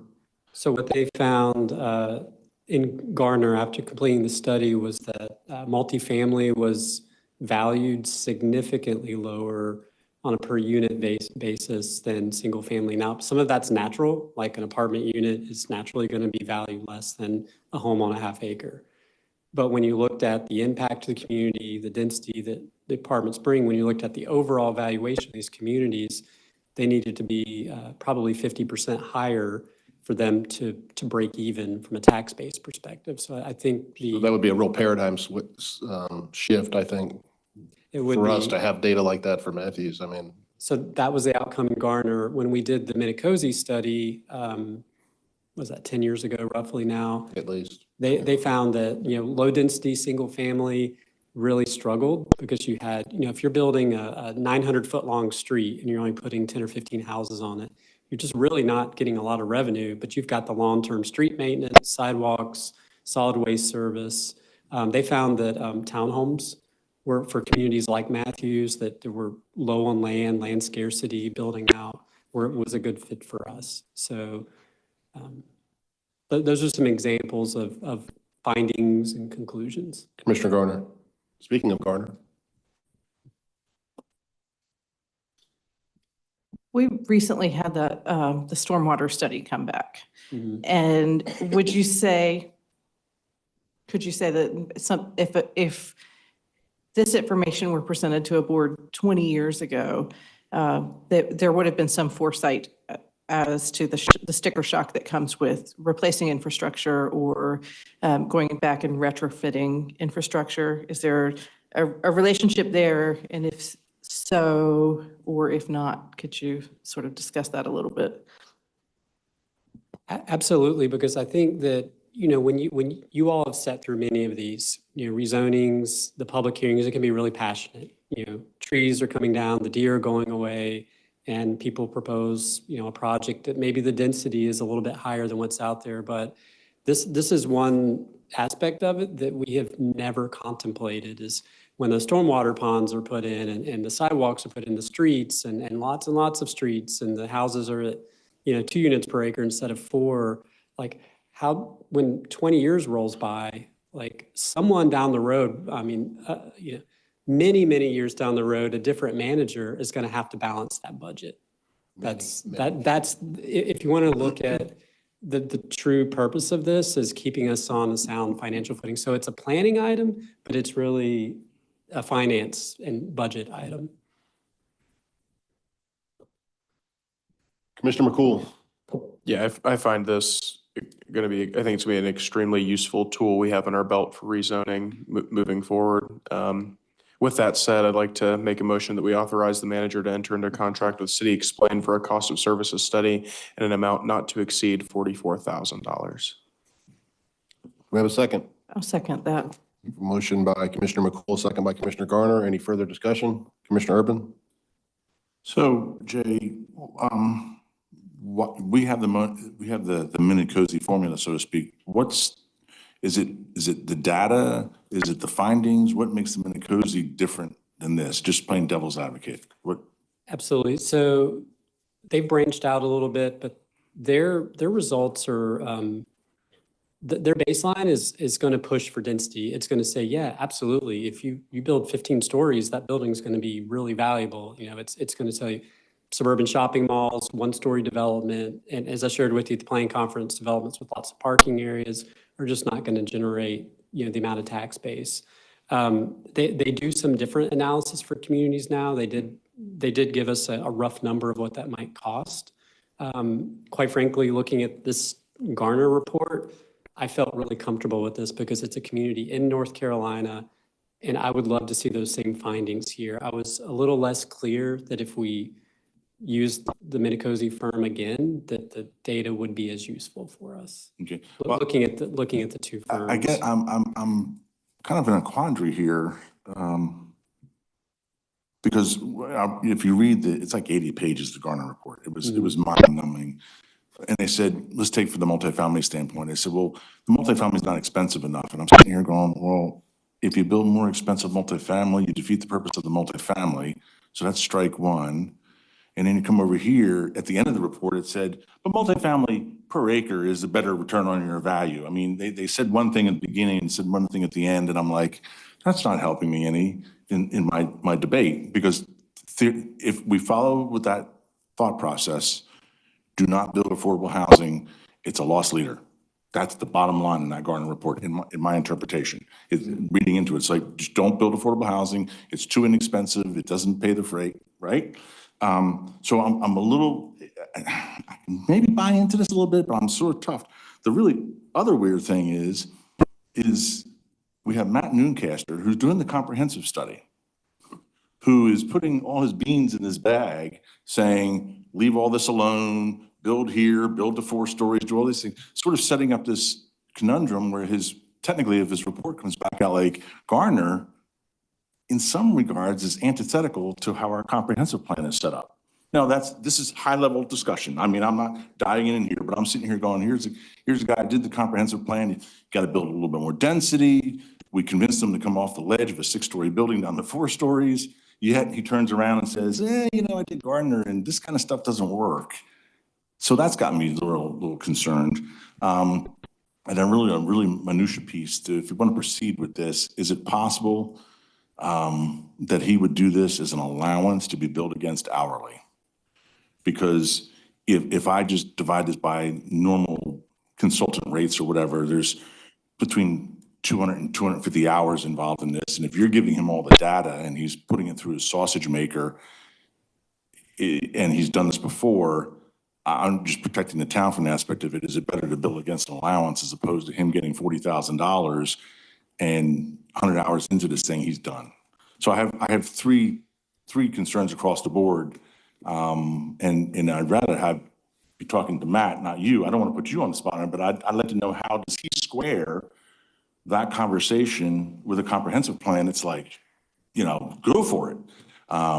That's my rub. I can respond to that, or Go ahead. so Commissioner Urban, I did ask the question. So the information at the end was provided as a counterbalance because he looked at the raw results and said he did not want, as a professional planner, for the town to say, we are never approving another apartment community again, because that's what the raw data would tell you. What it doesn't tell you when you dig down is that projects, and I'll give you an example, the building next door to us. Like on a value per acre, when you look at it that way, the 24 units in that project on existing town streets, you're not building any new street network, it's walkable. That project pencils out better than a lot of our larger suburban ones. So he did inject that value per acre aspect into it, that not all projects are created equal, that a 300-unit project on 3 acres with a 4-story parking deck is a better use of that land, is going to create better tax revenues than that same project on 20 acres with surface parking everywhere. So that was, I think, an attempt to balance the finding of the results. So does that mean then you somehow have to come up with a matrix that dials into project specific? I mean, you really have to know the nature of the animal. So you can't really just paint broad strokes. You can't come back. I mean, that's the danger of it, is you would say, well, yeah, we'll never approve another apartment community in Matthews because they don't. Well, yeah, no, because I hear I know the people in the board, ears are perking up. Oh, great, single family homes, 1 acre lots. And I'm sitting here and go, great, tax increases. That ain't going to happen, Okay, well, thank you, Jane. Town manager? Sure. The other thing that I would add to that, Commissioner Urban, is that it really is just meant to be a data point. So it's not looking to point to say the board should never approve an affordable housing project. It's making an informed decision of understanding that by approving that, there may be some cost implications on the other side related to the ability to provide services with our existing structure. And so understanding that some of these projects that come in may be a larger burden, I think we always look at development creates natural growth, and that's great. We try to square that up with being able to cover our costs. But if you have a couple of developments and they generate $10,000 and $15,000 and $25,000 in revenue, but we have to add 2 police officers, those are 2 full-time positions. And so it's not always this perfect climb. And so it's really just intended for the board to understand, as you're trying to balance density with tax rate, with quality of life, and being able to provide high-quality services, it helps balance that it's not just this magic, well, this is going to generate a bunch of tax revenue, so it's good. It may or may not be enough, and that it's just the board being able to make an informed decision through that process. Mayor Pro Tem Hoover. Okay. Task 8, the consultant is going to evaluate up to 5 individual development projects inside the town limits. For me, I'm trying to figure out how to get this out correctly, because I understand it kind of pulls in for me with what Commissioner Urban has said. For me, it would help me better if I knew those 5 locations, to understand how they're doing, how they're going to do this. I mean, what are those 5 locations and how those locations, they're coming with this? So we don't know what they are, right? We haven't identified those. I don't really know. I mean, I guess for me, it's just, it comes down to the 5 locations and what are they, I guess you would say? It would likely be varying, like a subdivision, a shopping center, an apartment community. It would probably be just representing various land use types. Commissioner Tufano? Yeah, since this is doesn't appear to be anyway a time-sensitive data collection process, as everyone knows here, I have been advocating for years to get our college students, especially our doctorals and masters, involved in some of these studies here in this town. We have a incredible education system, higher education system here in North Carolina. This is a statistical analysis, a straightforward statistical analysis. I don't think we need to, in my personal opinion, be hiring a private firm. As long as we know what the scope of work is and give specific direction to the outcome, I believe that an individual that is versed in mathematics and statistical analysis in our university system would be more than happy to participate in this type of study and help them in their college education. Any further discussion? We do have a motion and a second. I call the question. All in favor? All opposed? That does not pass, 5-2. All right, thank you. Move on to new business. Item 10A, receive the monthly budget report. Teresa?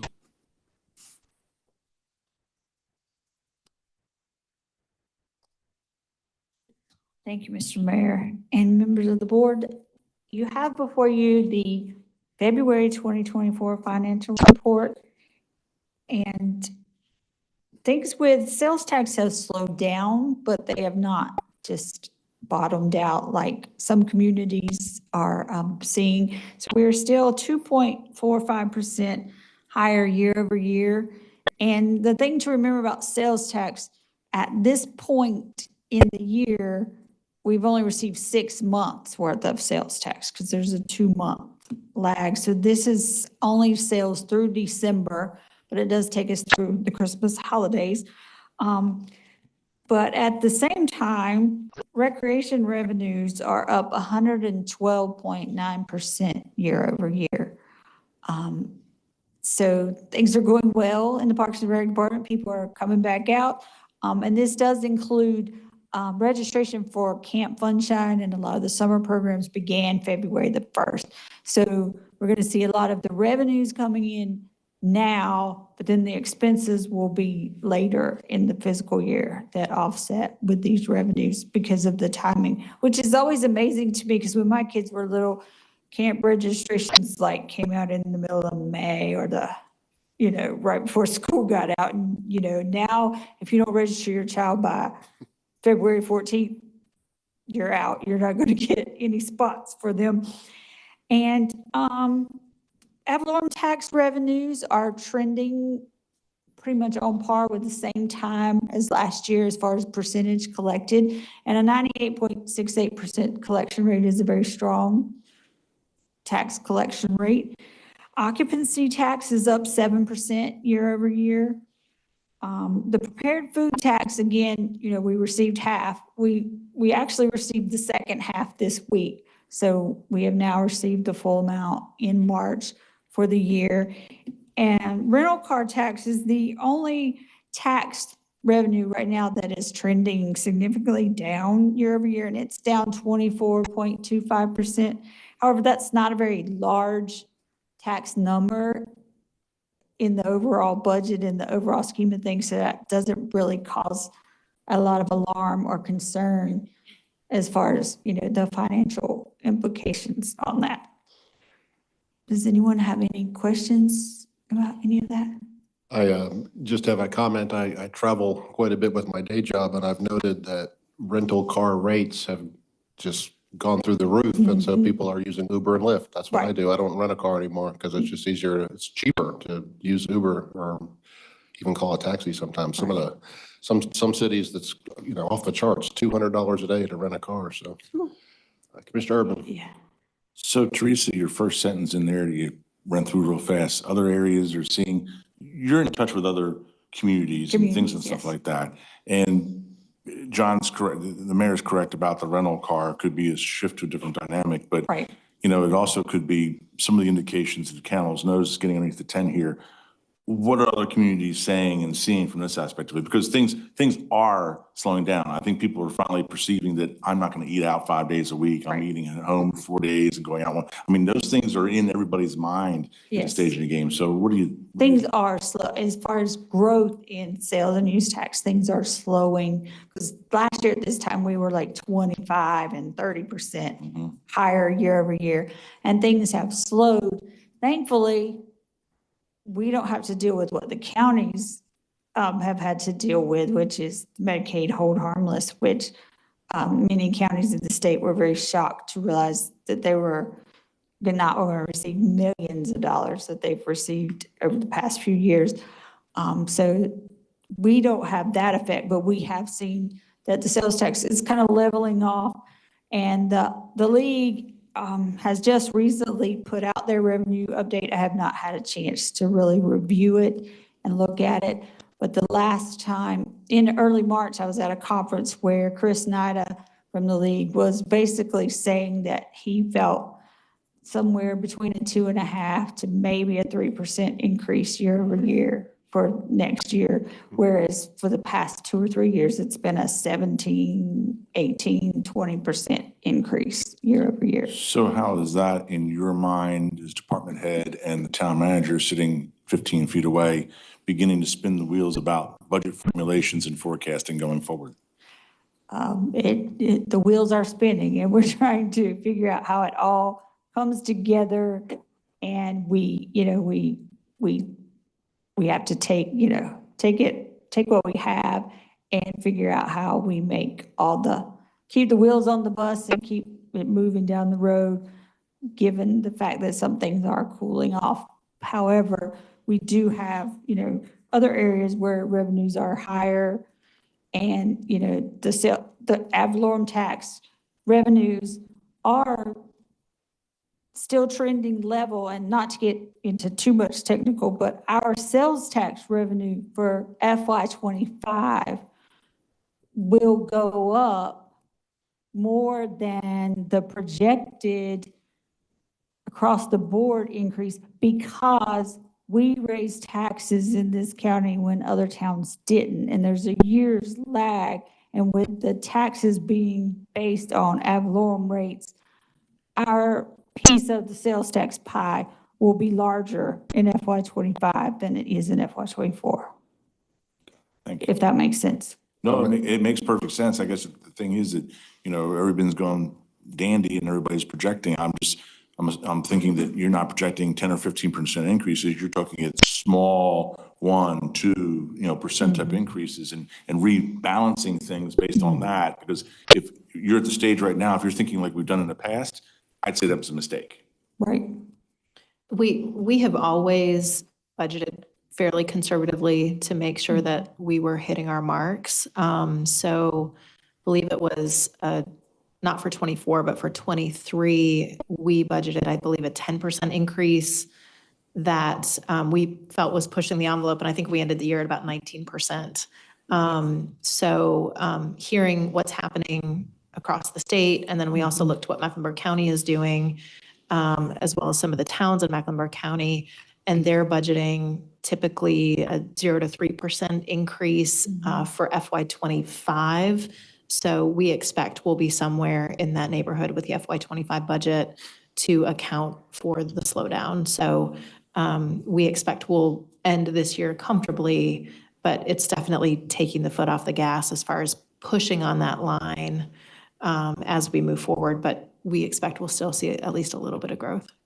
Yes, that's why we kept that conservative approach for when this slowdown kicked in. We weren't we weren't going to be hit as hard, because I think in the FY '24, there was only like a 4 or 5% increase budgeted. And that was based on information from the league that they felt things would start to slow towards the end of '24, and they have pretty much done exactly what they thought they would do.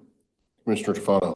Yes, thank you very much. These monthly reports are really helpful. What would help me to visualize this, we have 4 buckets here. We have general fund revenues and expenditures, tourism funds, revenue and expenditures. It would be lovely to see 4 line charts that had for each one of those buckets for, every month, and compare that against 2023. 23 budget. To me, that would be a visualization of how we're doing with respect to the past, and also to show how there's possibly a pattern taking place for future growth or not. Is, if I could ask for that, if that wouldn't be too much of a burden on the financial staff? That should not, because we have the data, it would just be simply creating the chart from the data that's already there. Yeah, and I Yes. only need the points would be the totals down at the bottom of each one. So for clarification, for instance, the general fund revenue, the actual period 8/12 number, whichever you feel is more accurate, or the budget amended number, either one. So one of those columns, just pick a point, and that way we have some kind of comparative analysis to last year visually, and also can see the pattern as we're going forward. Okay. Thank you. Commissioner Garner. To build on that a little bit, wouldn't you need some context from previous years? Because last year the past couple years haven't represented the norm. So if we saw something further back, then we would have some context to look at. Yeah, I would love that. I mean, I just didn't want to put too much of a burden. If we can go back 3-4 years, I think that would be fantastic. Maybe not all of them, but just some sort of relational understanding. If we look at last year, we're not going to understand what has been the pattern. 2 years doesn't present a pattern, so it needs to be more I'm all for information. that. Thank you. And I think, to speak to that point, the only concern that I would have is that we would have to go all the way back to 2019 to actually have because then you had COVID, and then you had, so we haven't had a normal year prior to second half of '23 and now '24 since 2019. It's always something, always something. Yes. All right, any further questions for Teresa? Would it be too much of an expectation to have it ready by next month's budget report? Yes. I say that because we are trying to do the budget, and we are also preparing for interim audit field work at the end of April. So Would 2 months be adequate time? may be a more appropriate timeline for that. Okay. That'll be just in time for budget discussions anyway, right? Right. Yep. Perfect. Thank you.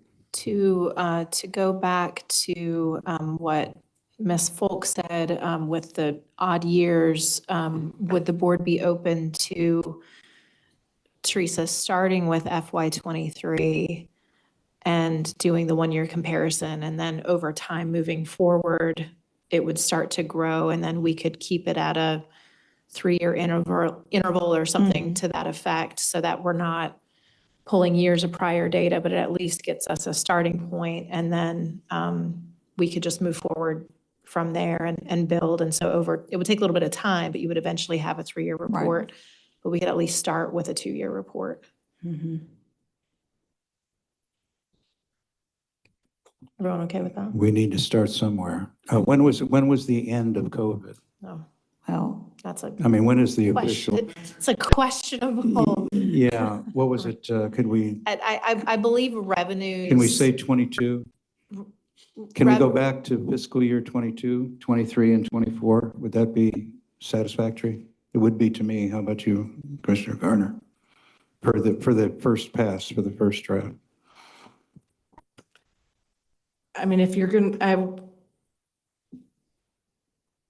not being a data analyst, I would think that 22, 23, and 24 would still not give representative information. I think if you look at 23 and 24 and then go back and look at 2 years prior to the pandemic, that would make more sense to me than that particular chunk, because you're not looking at what the norm has been. What has the normal growth been in the past? And if I remember correctly, it was like 5 to 7% was what we typically projected.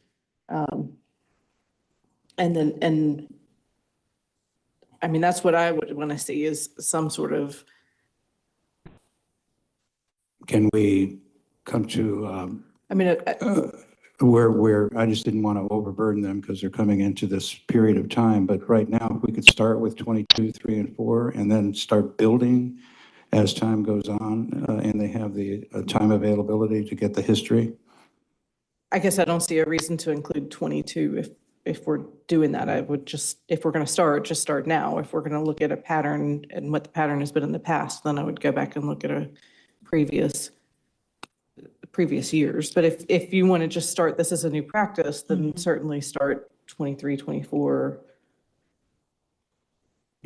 Well, that was my original request. Would have been nice to expand it further, but if 23 and 24, I'm content with that at the moment. Okay. Is everybody good with starting with the 23, 24 and going forward? Okay, Sure, thank you. thank you. All right, 10B, consider revisions to the Economic Development Incentive Policy.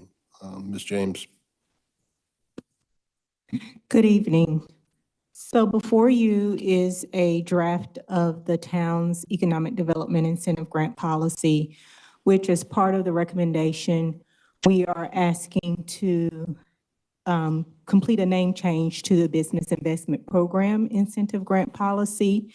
So the purpose of bringing this to the board tonight are for 2 reasons. First, the general statute 158-7.1A, the language has changed. It's been updated in comparison to the original general statute language from the policy that was adopted in August of 2012.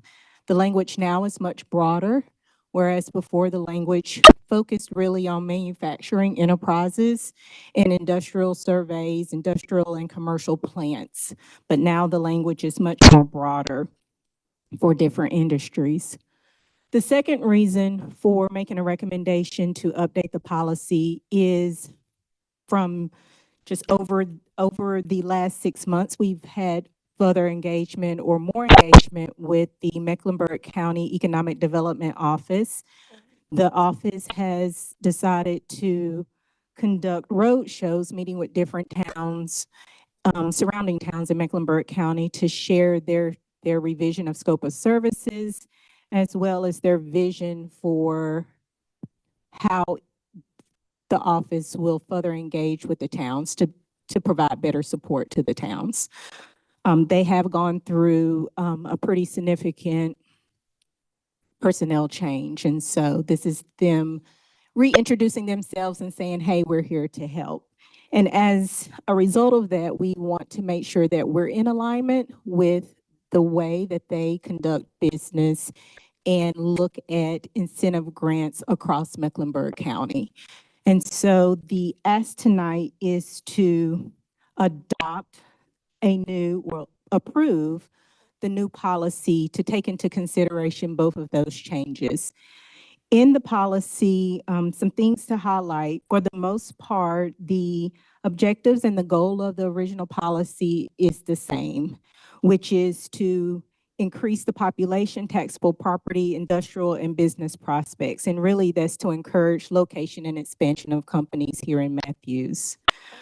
We did add or modify some of the language to better define new jobs and new investments to help potential businesses understand what that means for consideration of an incentive grant. And we also added a new criteria, which is something that Mecklenburg County also did, which focuses on company and sustainable business practices. So that is a very key and big component, at least from Mecklenburg County's perspective, of making sure that the companies that they are recruiting or bringing in also are taking into consideration how, what kind of sustainable business practices they incorporate in their business, as well as their company culture. How do they treat their employees? What is their stewardship and philanthropy efforts in the community? What is their community engagement activities? And so those would be some of the major changes or modifications from the original policy in 2012.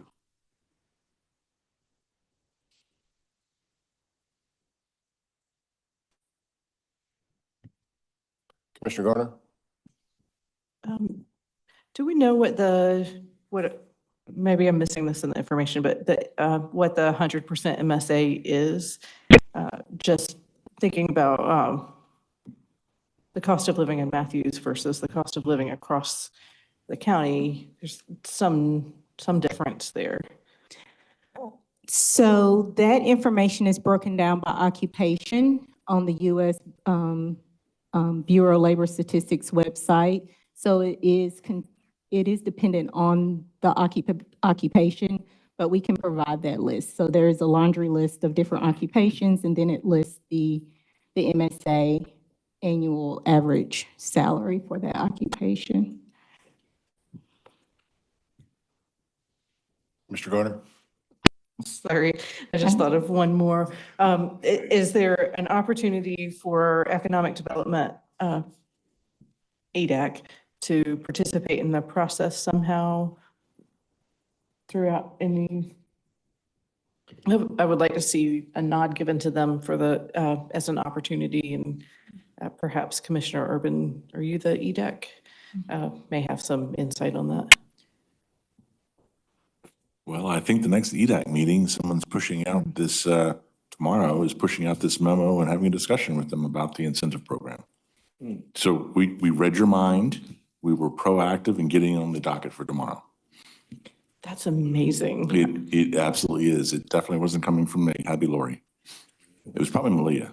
I would just add in that I would anticipate that when appropriate, it would be possible to bring an application to EDAC for them to be able to evaluate and make a recommendation to the board regarding the usage or application of this policy. At times that may not be possible either due to timing or some confidentiality restraints, but barring either of those, that would certainly be a process that would be easy to incorporate so that the board could hear from them whenever possible. Can Commissioner Urban bring back some of that conversation that happens to? Yes, he can. Yes, I can. But is the question, would you like us to wait, or you want to proceed and we'll just get some good feedback from the? I'm okay. I think we should proceed personally, but I do want to make sure that they are a part of the conversation somehow and at least noted in our process so that they're included and not overlooked. Big asterisk on the agenda tomorrow. Absolutely. They will not be allowed to leave until they're fully vetted and approve the situation. I have a meeting to go to after this, but they have to stay there until they get handled. Commissioner McCool? Yeah, I just wanted more of a comment than a question. I read over this, and I think it's good to get us in line with Mecklenburg County, and I think this is a really good policy. I'm encouraged by it. Is that a motion? I'm getting there. I'd like to make a motion to approve the recommended changes to the town's economic development incentive grant policy, including the name change to Business Investment Program Incentive Grant Policy. Yes, Mr. Mayor, I'll second that. Thank you. The McCool and Urban twins. Aye. So we have a motion by Commissioner McCool, a second by Commissioner Urban. Commissioner Tufano, you have a comment? Yes, I just wanted to make sure the public understood that this was a living document. It wasn't something that we're passing tonight that will last for a definitive period of time, that we at any time can make improvements and changes to it. Thank you. Any other comments before I call for the vote? All in favor? Any opposed? That passes unanimously. We'll go on to the mayor's report. Many of us this afternoon had the opportunity to see Chief Glisseri swear in two new officers to the Matthews Police Force, Officer Four and Officer Smith. So we're very grateful to have them. They seem like outstanding young men, and we're happy to have them join our force. The other thing I wanted to mention, I had a brief conversation with Sergeant McWhorter before coming to this meeting and informing him that my daughter Summer LaRose, has now been in labor for about 14 hours and 15 minutes.